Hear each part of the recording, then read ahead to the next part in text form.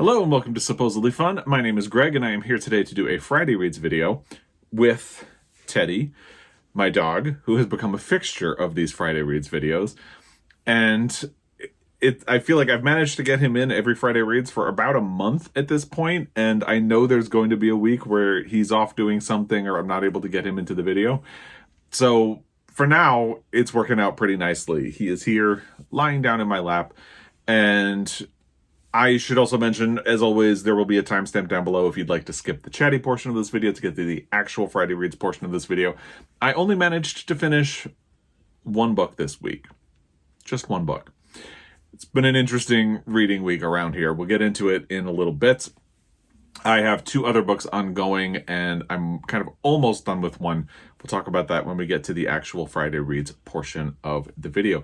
Not too much has been going on in the book world, or at least I haven't been paying very close attention to the book world, so there has not been a whole lot that I have noticed.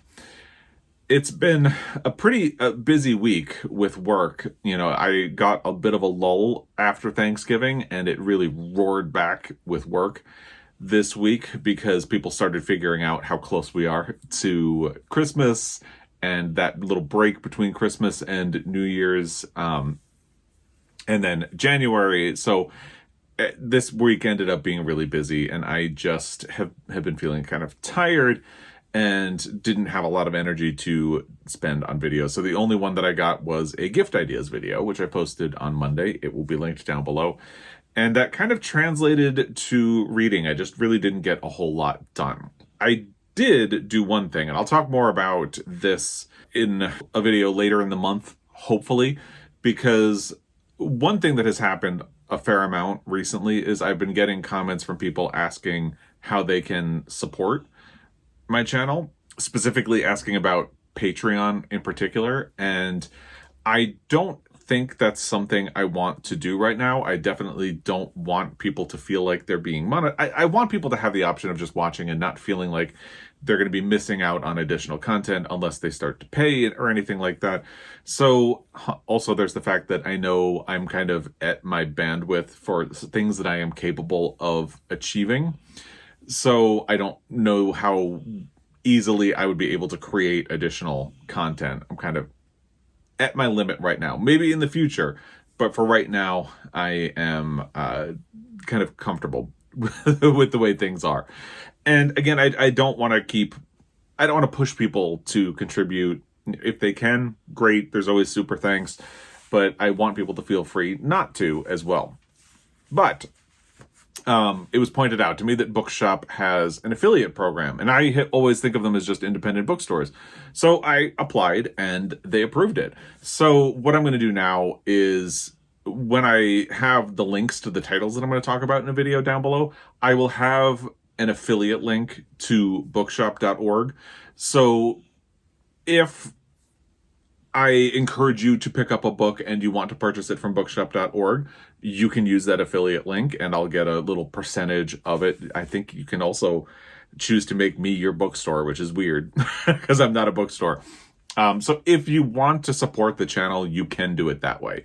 But it's entirely optional. And I really want to stress that because, you know, times are tough, especially right now. It's the holidays.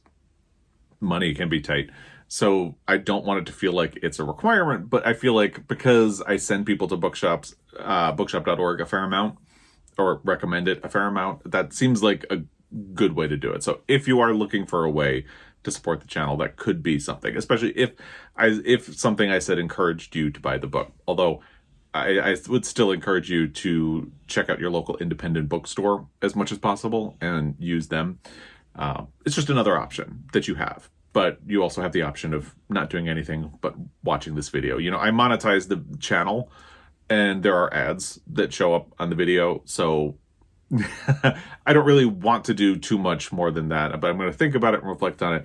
And the reason I said I will talk about it a little more in a video coming up is that it occurred to me, talking to Doris, who's about to celebrate her 7-year anniversary on BookTube, that at the end of this month will be my 5-year anniversary on BookTube. And I don't know where the time went, But it occurred to me that it would be kind of nice or fun to, hopefully, or interesting, who knows, to do a video specifically about 5 years on BookTube and just, reflections, stuff like that.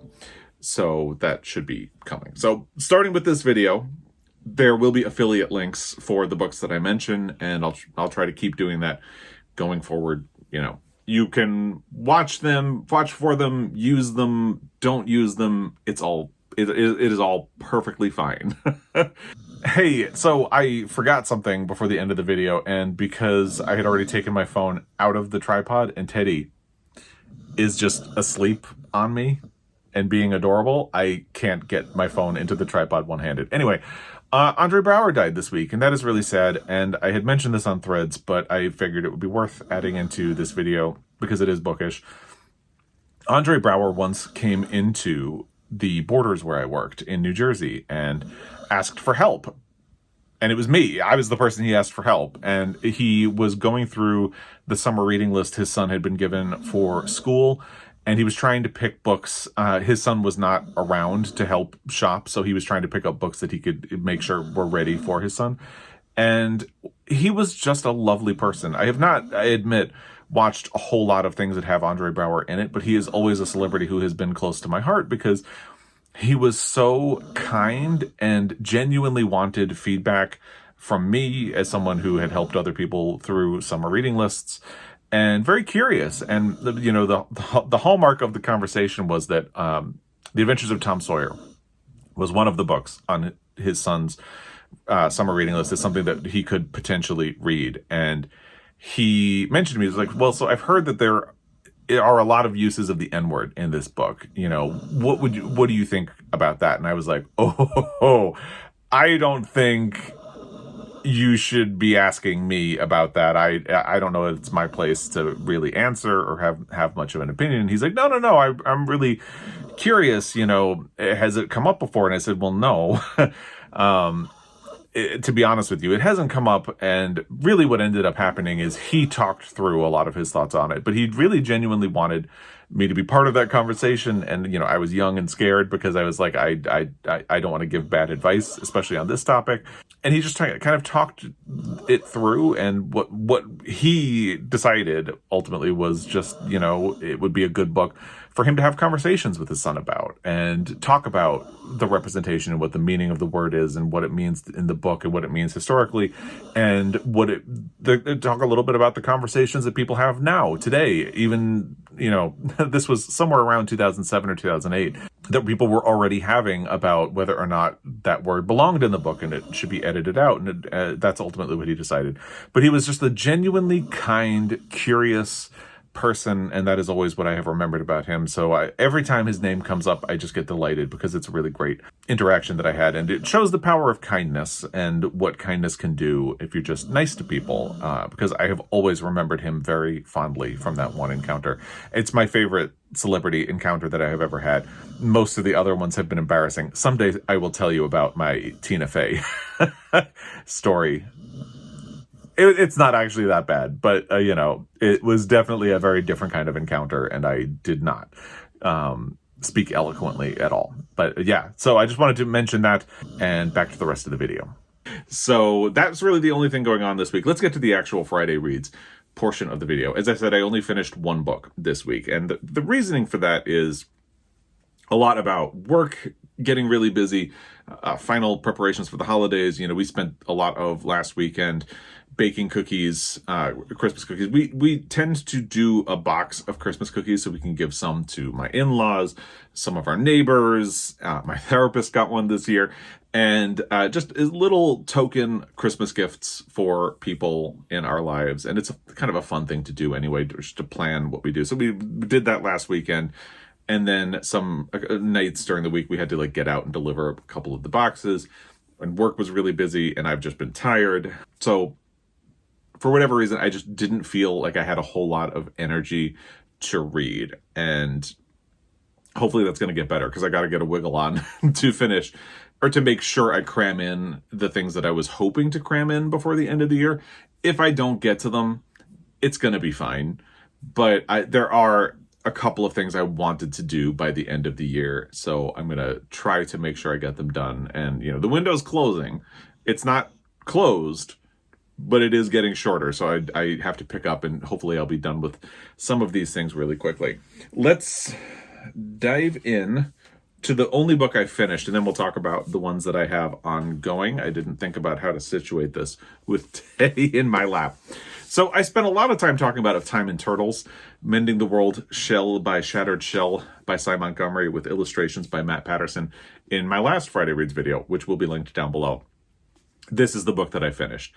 I don't remember how much of it I had left when I recorded my last Friday Reads video. I know that by Monday of this week, I only had about an hour left, so I just kind of powered through it on Monday night. And I will, so I loved this book. Let me say that up front. Let me start with that. I absolutely loved this book. And one thing I'll also say, and this is not to throw shade on anyone, but I have started to see best books of 2023 videos popping up. And to me, it's always a little bit crazy because are you not gonna keep reading for the rest of December? The year's not over yet. So I finished this, and this is absolutely going to be one of my favorite books of 2023. So I don't do my best video until January, but that's me. It's fine. But, you know, to me, this just kind of proves the point. And, you know, the two books that I'm currently reading could end up, or at least one of them could end up in there because I have a separate category for rereads, but I'm getting ahead of myself. This is an absolutely fantastic book. If you are unfamiliar with Cy Montgomery, she has worked as a journalist, and she writes books mostly about nature and animals. I believe she wrote a book called The Good Pig, which was about a pig that she had. The one that I have read is The Soul of an Octopus, which is absolutely fantastic. It is, she volunteered at an aquarium and was working with octopuses, and she does the narration of the audiobook for that, and it is absolutely fantastic. And the same is true of The Soul of an Octopus. There is a palpable sense of wonder and curiosity and emotion in her voice as she reads the audio, and I just absolutely love it. However, the books themselves are gorgeous. The illustrations, I can't really flip through this because my hand is trapped under Teddy, who has now fallen asleep and started to snore. It's beautiful. They put together really beautiful physical books for her, but she does such a good job reading her own audiobooks as well. So you really can't go wrong whichever way you ultimately choose with her books. And The Soul of an Octopus was wonderful. I did listen to The Hawk's Way, and that one to me was fascinating, but it very much felt like an introduction to a book, and I wanted so much more out of it. But so Of Time and Turtles is her new book that was released this year, and she started reaching out to a turtle rescue organization in 2019, and then the pandemic hit. So during the pandemic, she ended up sort of interning at this organization and getting to know the people who work with these turtles, who save their lives, and getting to know the turtles themselves and about turtles. And she writes so beautifully, and this is, I would say, an essential book for these times that we have lived through over the last few years, because there has been so much stress, there's been so much isolation, and she deals with all of that in this book, but in a very reflective way, finds hope in a lot of situations. There are sad things that happen, so here's the thing I was going to say about the last hour. I cried. Oh my goodness. I cried. I had cried at other parts in the book before, but I was like a sobbing mess in that last hour of the book, because I'll tell you this much. I don't think it's that much of a spoiler, but there are two burial scenes in the book, because this turtle rescue, they will do sort of mass burials for the turtles, and they make it a big event where they memorialize each turtle that they had lost that year. And both of those are very emotional, but one of them is at the end of the book, and it's just really powerful. And I think I was able to get through it because there's so much beauty and reflection, and it really earns that title, Mending the World Shell by Shattered Shell, because Cy Montgomery does so much to look at the meaning of the lives of the turtles and of the people who care for them, and what is learned and what you leave behind when you go. And that, if you follow along, Joel and I have been dealing with grief from losing two dogs, and Teddy has helped a lot with that. But and I've been sort of resistant to read anything that could deal with the loss of an animal, but this really felt beautiful and powerful and healed my heart in a lot of ways, and it gave me hope for 2024, which is probably going to be short-lived. By the way, the back of the book is also gorgeous.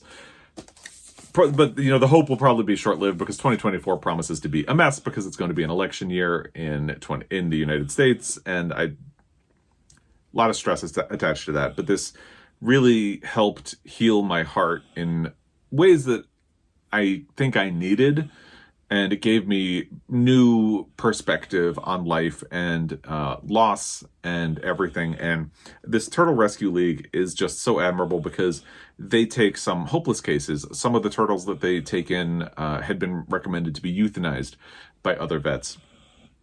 And their motto is never give up on a turtle, which is just beautiful. I'm getting emotional just thinking about it.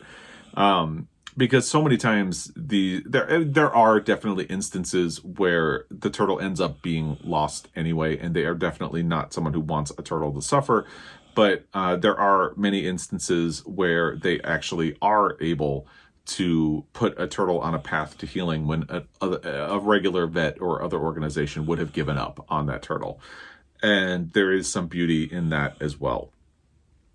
It's an incredibly, incredibly beautiful, hopeful book, and I just absolutely love it. And I'm a huge fan of Cy Montgomery now, and I am looking forward to reading more. Joel just finished an audiobook of hers called The Hummingbird's Gift, and I'm looking forward to doing that as well. I cannot recommend this book enough. It is, to me, it was a really great book to read at the end of 2023 because, as I said, it is helping me face whatever is going to come in 2024 with a renewed sense of energy, with a renewed sense of hope, and a renewed sense of purpose. Because in dealing with animals, Cy Montgomery frequently sees the worst of people.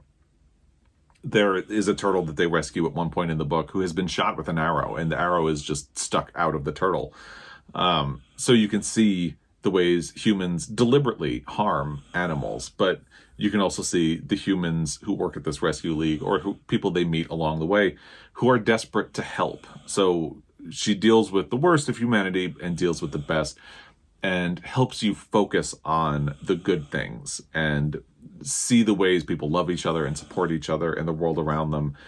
And it's just a beautiful, beautiful, beautiful, beautiful book. I would highly recommend it. That's Of Time and Turtles by Cy Montgomery.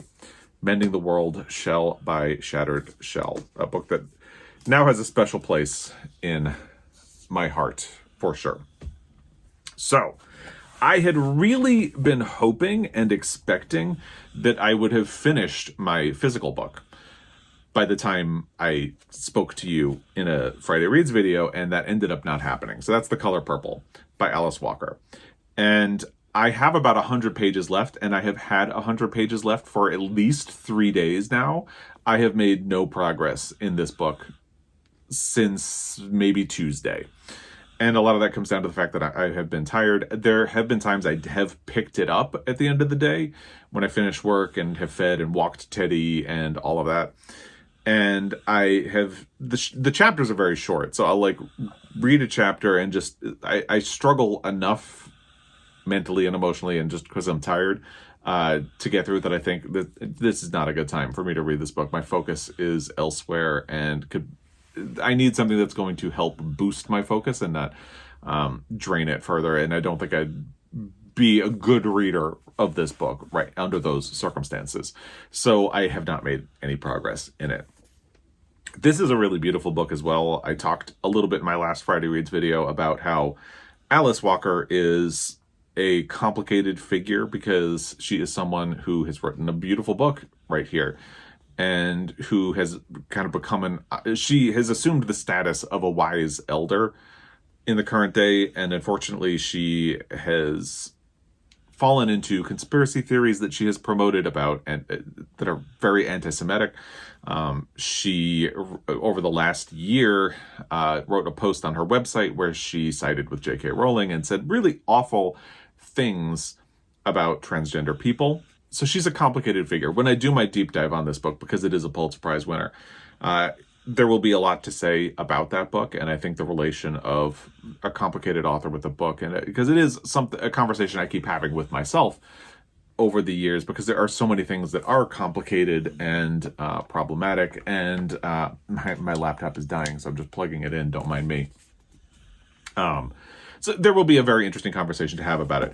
A lot of really heavy things happen in this book. I can't really flip because Teddy is on my lap. However, I don't know if you can see, the chapters very short. This is an epistolary novel, and this is not one of those instances where the letters are really long in a way that would be extremely unrealistic for someone who is writing letters.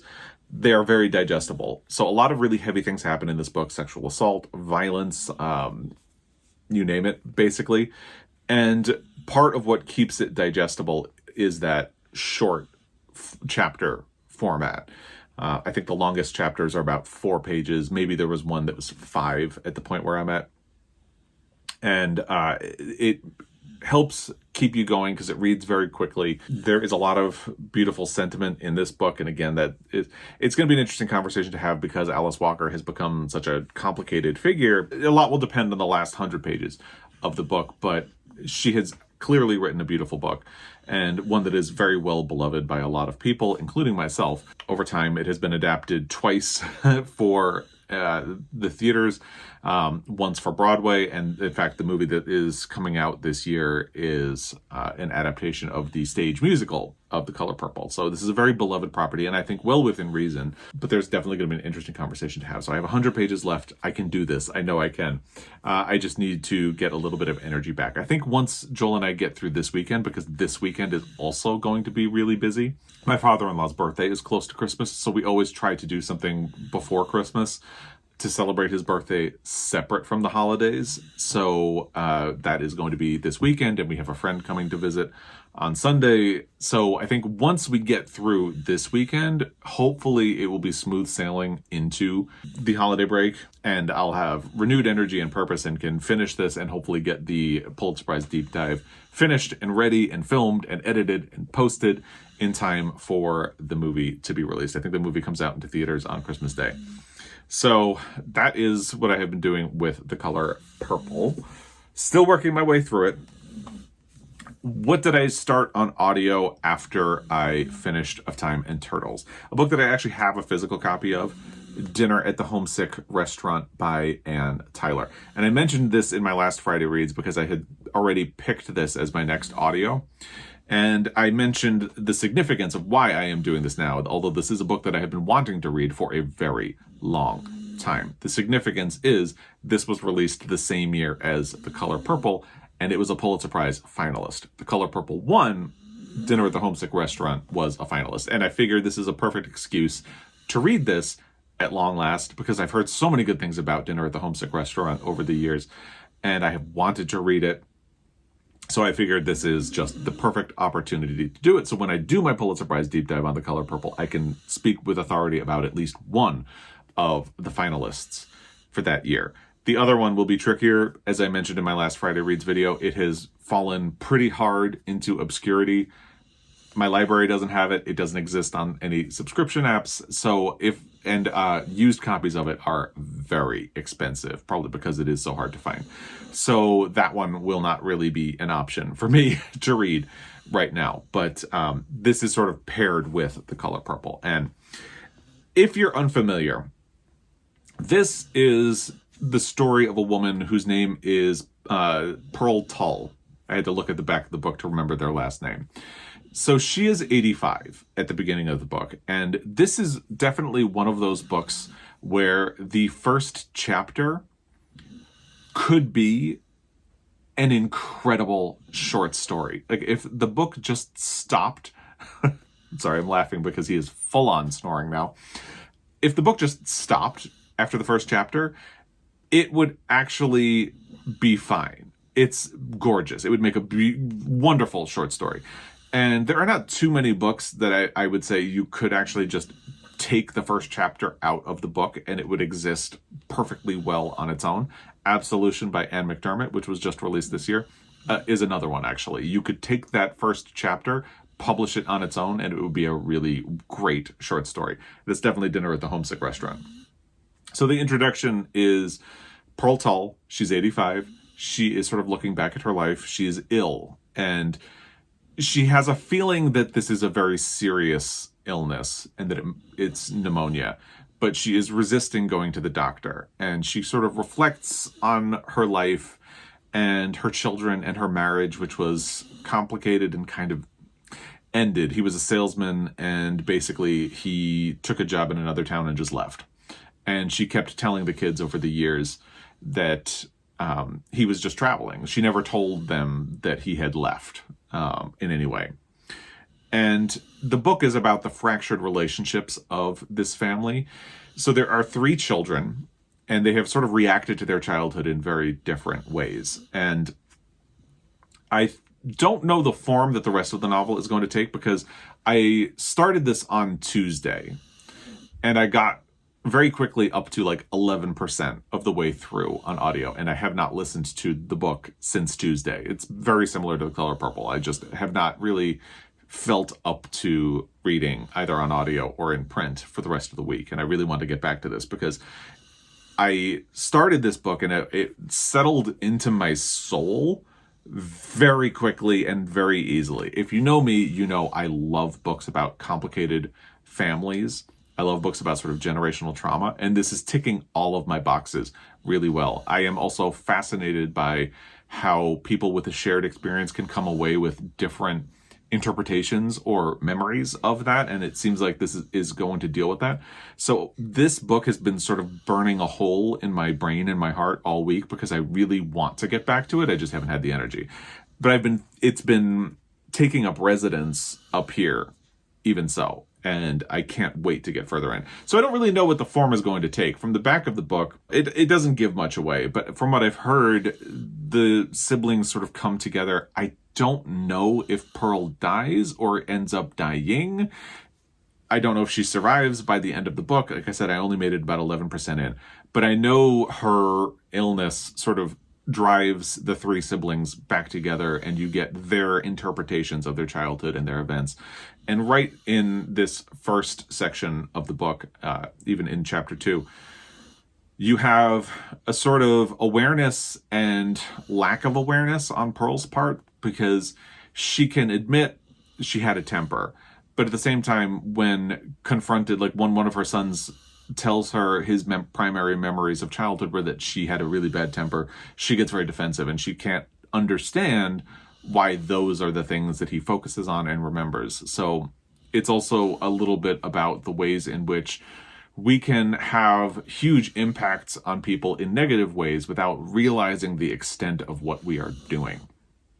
I can't wait to get further in this book. It's really, really stunningly, staggeringly beautiful so far, but I'm only 11% of the way into the audio. So I, again, got to get a wiggle on so I can finish it and include it in part of my Color Purple Pulitzer Prize deep dive, which will hopefully be coming soon if I finish The Color Purple.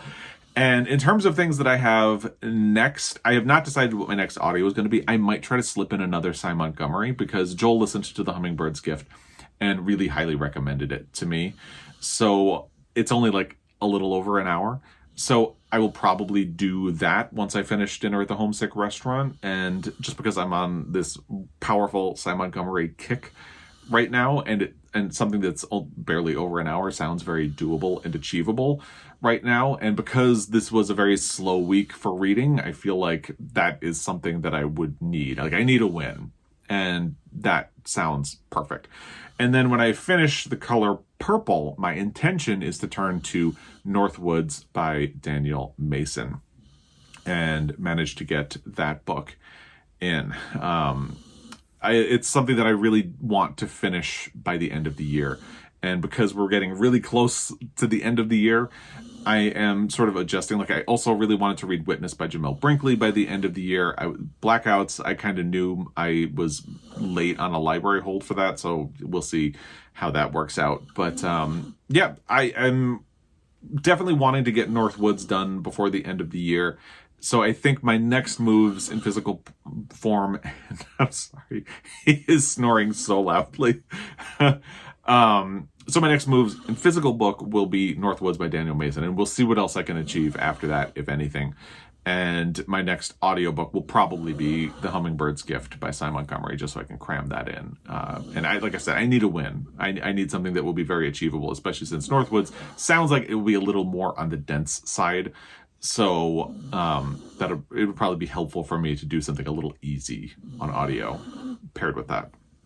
That's the plan. I'd love to hear what you've been up to, what you've been reading, watching, loving, all of that stuff. What are you going to try to fit in before the end of the year? Let me know all of that in the comment section down below. As always, I really appreciate your time, and I will be back. Until next time, happy reading.